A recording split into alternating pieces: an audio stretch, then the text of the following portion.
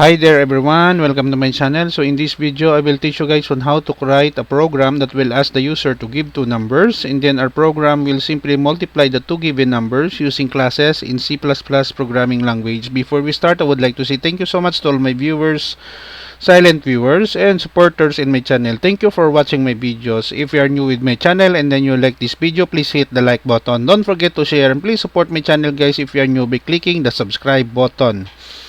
You may click the notification bell so that you will be notified with my newly uploaded video. So let's begin. Basically guys, I'm using code blocks. Okay, so my text editor and G++ GCC for my compiler. So as I said, I will put a link in the video description where you can download the complete source code of our tutorial video for today.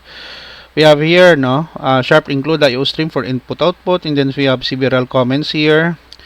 And then for object-oriented in C++, we start declaring with the word class multiplier, and then I have two variables which I declare in private. So we have variable num1, num2, which has a data type of double. So when we say double, it has a decimal places.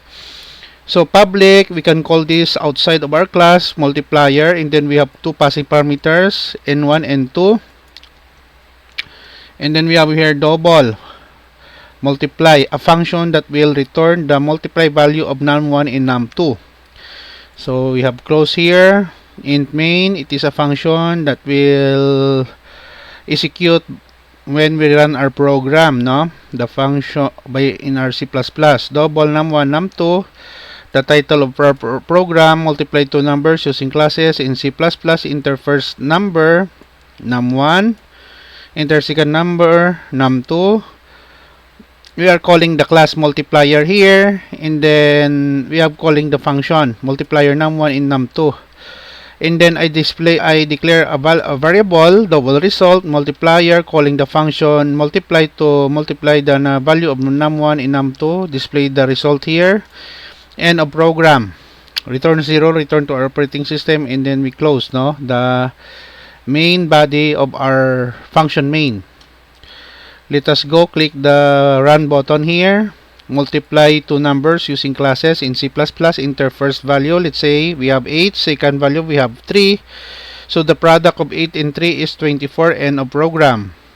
Another example. First value we have 612. Second value we have 5. So the product of 12 and 5 is 60. End of program. Okay guys, so this is the end of our tutorial video on multiply two numbers using classes in C++ programming language. Thank you so much for watching. I hope that you have learned something new in this video. Don't forget to like, share, and please support my channel guys if you are new by clicking the subscribe button. See you in the next video tutorial guys. This is your friend Jake saying bye bye for now.